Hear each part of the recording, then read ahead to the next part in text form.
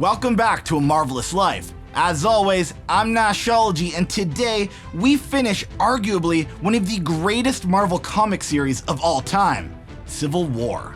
But before we begin, make sure to slam that like button and subscribe to the channel. Be sure to let me know which stories you want me to cover in the future. And if you haven't already, make sure you watch part 1 of Civil War on this channel. And hey, while you're at it, why not watch the entire new Avengers saga from the very beginning, starting all the way back from Avengers Disassembled. So, where do we leave off? After disastrous battle between the New Warriors and a couple of villains in hiding, almost 1,000 civilians were killed, among them 60 school children.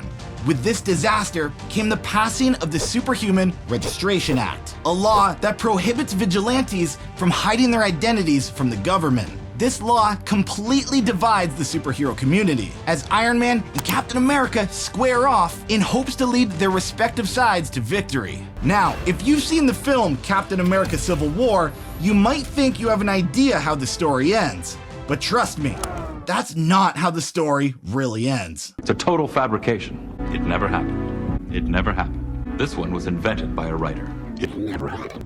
And that brings us to this video, the climactic conclusion to Civil War. Will Spider-Man regret his choice? Will the Thunderbolts stake their claim? And is Captain America ready to die for his beliefs? All of these questions and more will be answered right now. Welcome to the conclusion of Civil War.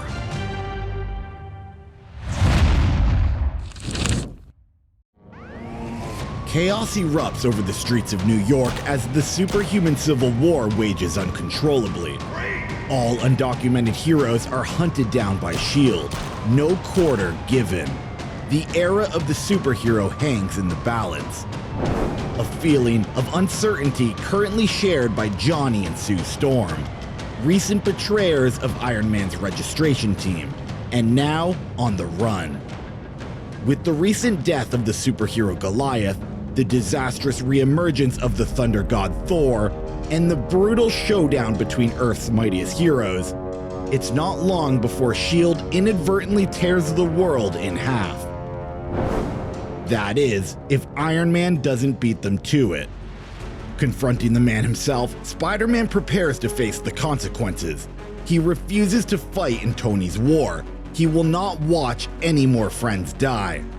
This entire war is out of hand, and Tony and Reed Richards are only stoking the flames. If they continue, there won't be any more heroes left. Tony tells him that if it was up to S.H.I.E.L.D., superheroes would be outlawed entirely. This law is merely a compromise. But Peter isn't buying it. It's all just words. And now he's heard quite enough.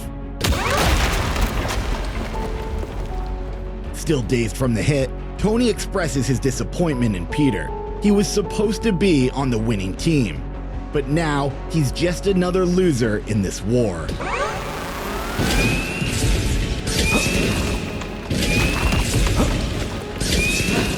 Peter effortlessly dances through the room, avoiding the beams with an eloquent grace. With his welcome overstayed, he scrambles for the exit, hoping to make an easy high-altitude getaway. But the getaway doesn't go as planned. He should have known. The Avengers headquarters has reinforced glass. Tensions rise even higher as S.H.I.E.L.D. cape killers break through the door, firing their weapons at the traitorous Spider-Man, effectively shattering the glass and sending Spider-Man barreling out the high-rise. Screaming at the S.H.I.E.L.D. guards to hold their fire, Iron Man feels his anxiety rise. For he may have just gifted Captain America an extremely powerful weapon. Attention S.H.I.E.L.D. forces, Spider-Man is on the run. He's no longer protected under the Registration Act, sending all available units in the area to track him down. He cannot be allowed to join Captain America and his team of misfits. The Thunderbolts are standing by and ready to intercept. The 2 nearest units are already on location. He'll try to get away, but we need to stop him at all costs. We can't let the public see our forces fall apart. Thunderbolts, take him down hard and fast.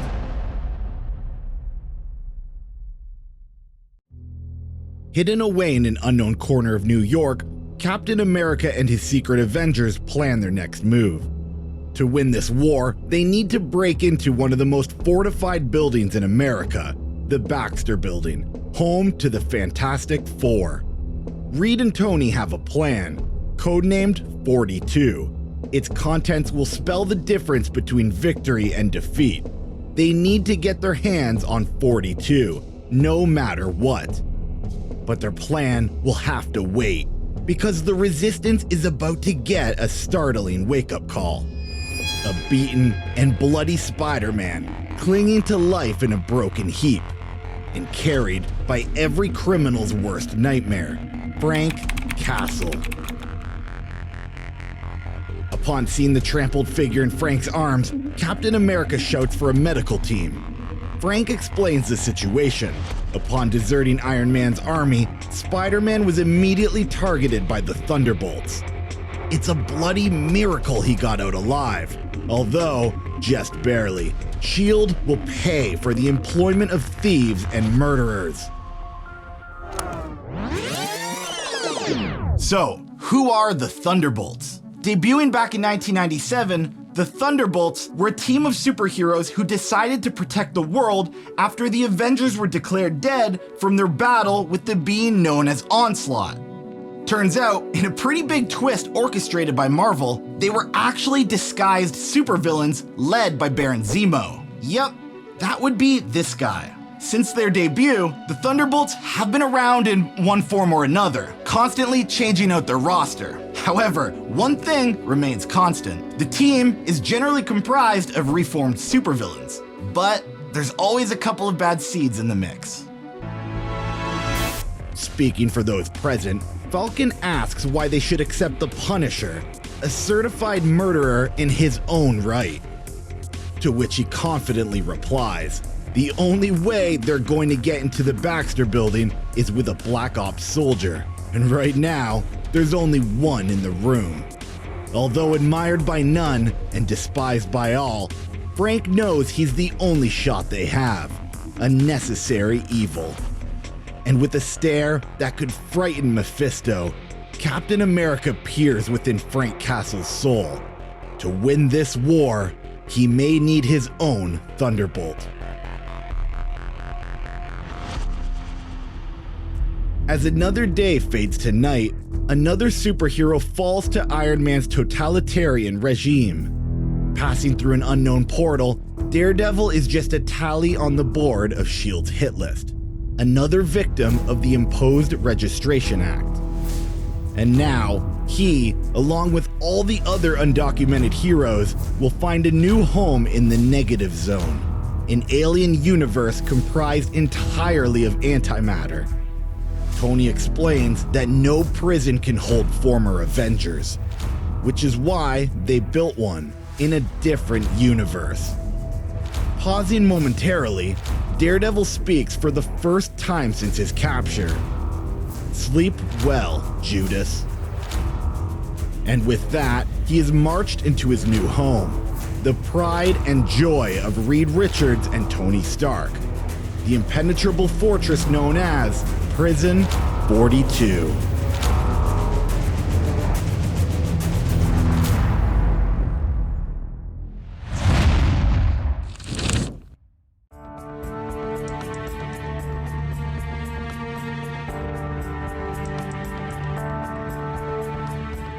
Stealth and infiltration, two concepts that come as natural to Frank Castle as breathing and sleeping.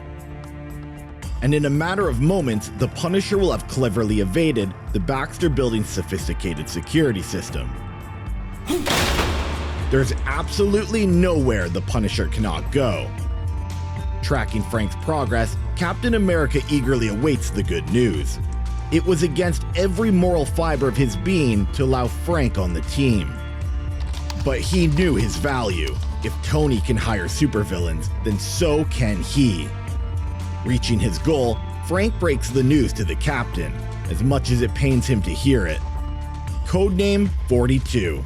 Tony's ultimate secret is finally exposed, and now Cap is going to tear it to the ground. Because if Tony thinks he can lock up superheroes in another universe, then he has another thing coming.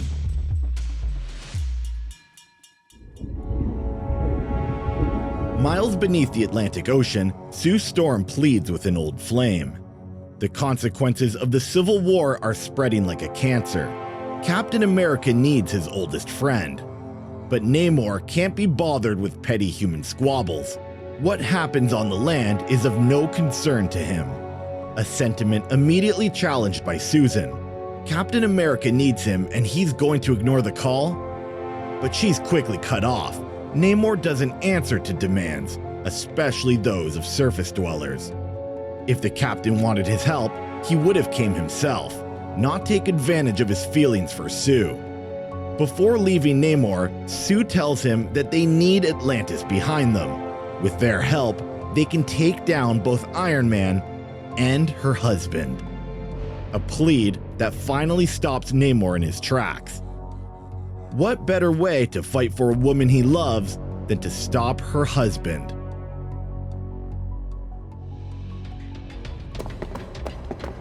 With the plans to Prison 42 in hand, Captain America's team prepare for the next mission. It's time to break out all the superheroes who are locked away. It's time to even the odds. With the 3D schematics available, Captain America's team quickly decide on an action plan. This is their last opportunity to get back their friends and bring this war straight to Tony's doorstep. And it all begins tonight. They will break into Prison 42 via Rikers Island Penitentiary. The new Avengers were brought together with a prison breakout, and now they will come undone with a prison break-in. But the group meeting is suddenly interrupted by two supervillains who have decided to fight against Iron Man. They may not be heroes, but they can't let S.H.I.E.L.D. win. And they definitely can't.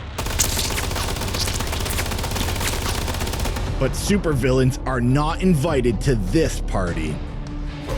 Realizing that Frank Castle will never change, Captain America begins beating the murderer senseless. He knew that in order to beat Iron Man, he can't let himself sink to this level. Holding Frank against the wall, Captain America screams at him to fight back. He wants to feel good about taking down this criminal. But there's no fight to give as Frank refuses to raise a fist to his idol. He will not fight Steve Rogers, an awareness that freezes the captain in his tracks, as he drops Frank to the floor and immediately orders his removal, before storming away from the scene, blood still dripping from his gloves, only pausing briefly to let everyone know to be ready. Tonight, we take Prison 42, and tonight, we win the Civil War. As the sun sets over Rikers Island Penitentiary, the moment of reprisal is at hand. The portal is within reach, and so is an army of locked up superheroes. It's time to bring down Prison 42.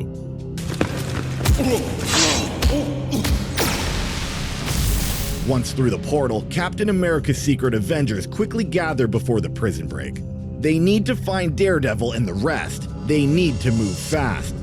They have only one shot at bringing down this prison, and one shot is all they need.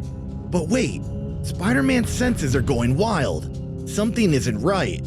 Looks like we lost the element of surprise. It's an ambush. They were ready and waiting. Iron Man and his entire registration force, his entire army of heroes and villains. Iron Man tells the group that they have one last chance for surrender. One last chance to do right by the people of this country. But Captain America isn't fazed, not one bit, because he was expecting this ambush. Because this was part of his plan all along. The sound of opening jail cells catches Reed Richards by surprise. This isn't good. Iron Man's heart begins to sink as his worst nightmare comes true. The inmates are now running the asylum. But Hank Pym was the only one with access to the prisoners, and he wouldn't possibly switch sides. But he's not Hank Pym. He's Hulkling, a member of the Young Avengers, undercover for Captain America. Captain America has been playing the long game and he's here to win. And now he has an entire prison on his side, and they all have a bone to pick with Tony.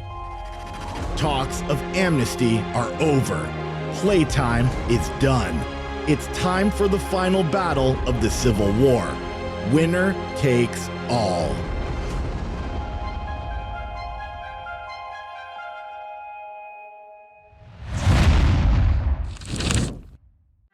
Civil War is coming to an end, so where does that bring us? Refusing to back down, both Iron Man and Captain America are playing for keeps. Both are completely intent on winning this war, regardless of the cost. We also know the truth behind Pt.2, a high-tech prison built in the negative zone with the sole purpose of locking away any superpowered being who refuses to sign the Registration Act. Knowing that storming Prison 42 is Captain America's best chance at victory, he places all of his cards on the table. Unfortunately for him, Iron Man was expecting this. And now, we're in for the climactic battle of the Civil War. Let's see who comes out on top.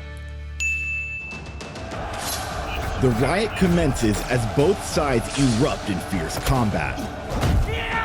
Blow after blow, the Civil War aggressively pushes each person to their breaking point.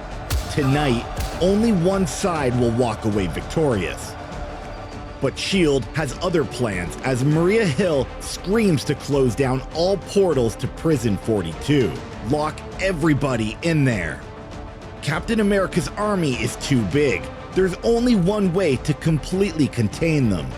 They need to make sure the captain never leaves the prison. But S.H.I.E.L.D.'s message is hijacked by the captain's army. The situation is getting dire. If they don't leave the prison now, the war will be over. Everyone will be locked away for good. There's only one man who can get them out. And to do so, he'll need one hell of a teleport.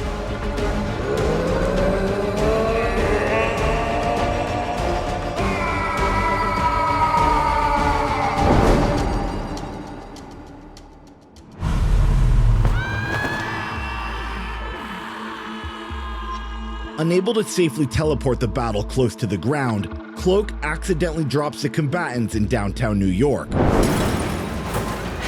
where many of them violently land on the street below. But the battle is immediately resumed as both sides pick up exactly where they left off. Only this time, the nearby buildings are among the casualties, as downtown New York is converted to a war zone, prompting the New York citizens to flee in terror, the entire downtown sector coming down around them. Amidst the battle, Iron Man screams for Captain America's location. He refuses to let him get away. But Captain America is currently indisposed, as the Thunderbolts have him ruthlessly contained, and they're not letting him leave intact. But the beatdown is about to end prematurely. A new player has entered the field. The captain can't help but smile as his oldest friend comes to his rescue. Namor screams a battle cry as his army of Atlanteans come to Captain America's aid. It would appear Susan Storm's words did not fall on deaf ears. And with Namor's inclusion, the battle over New York erupts in blood. But Iron Man's allies are also present and just as thirsty for combat, as the cyborg Thor makes his deadly presence known. Who is going to be the second unlucky victim of the Civil War? Choosing his next target, the cyborg Thor feels his synthetic adrenaline pumping. He craves more death.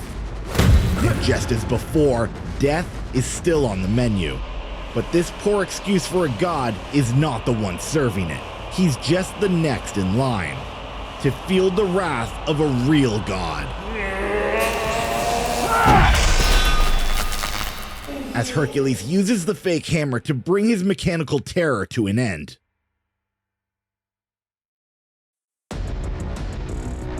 And with that, the main event is just kicking off. The Civil War cannot end until one of these men can no longer fight. until one of them gives in to the other. But Iron Man knows he'll be the winner. During the last fight, the Captain didn't stand a chance. What makes this any different? But this time is different. This time, the Captain has a plan, and his plans don't go wrong. As Vision compromises Iron Man's armor, leaving him vulnerable to the Captain's attack. And with no intent of stopping, he begins barreling down on Iron Man. It's time to end it. He needs to end it. But it is over. Iron Man is finished.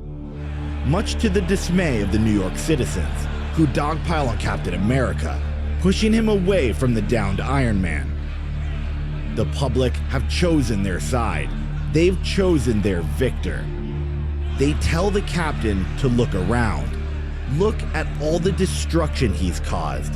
Look at what he's done. An image that horrifies Captain America to his core.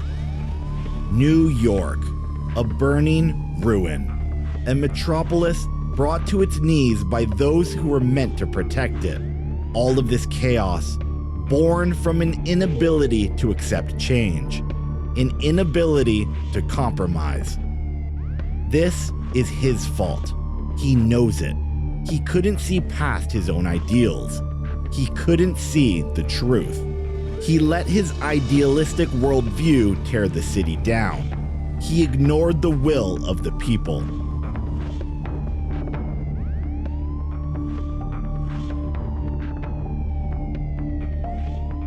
He let down everyone who ever believed in him.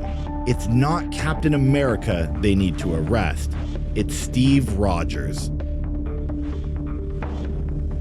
The Civil War is over. The bloodshed is finished. The people have won.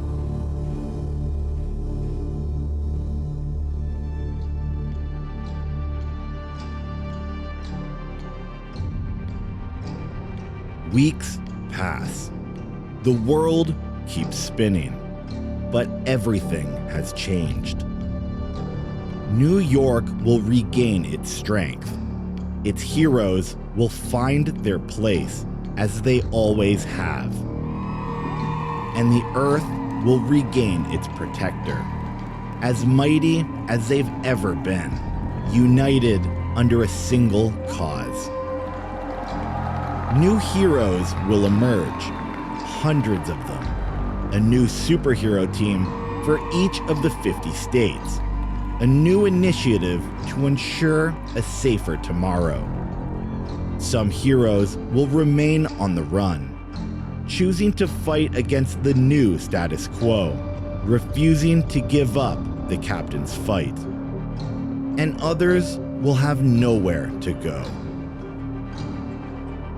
Winning the Civil War, Tony Stark is now the director of S.H.I.E.L.D., the person on top of the world, much to the dismay of some. But he owes it all to one person, one woman who had to give up everything to find peace. The woman who started the Civil War, the one who gave Tony a reason to fight, a new reason to live. The day her son died, he promised to change the world. He promised to make it better. And now he's going to do so every day of his life. Today isn't the day the world ends. It's the day it begins anew. And together, we'll take it one step at a time.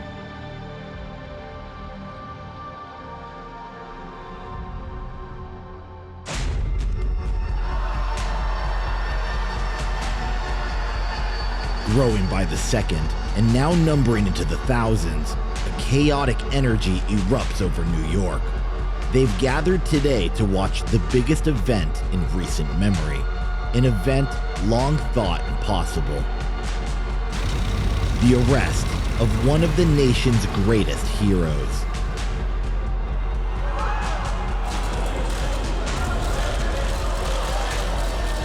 Today, the world has gathered to put an icon behind bars. Today, the world has gathered to finally end the Civil War. And today, the world has gathered to watch their greatest hero die.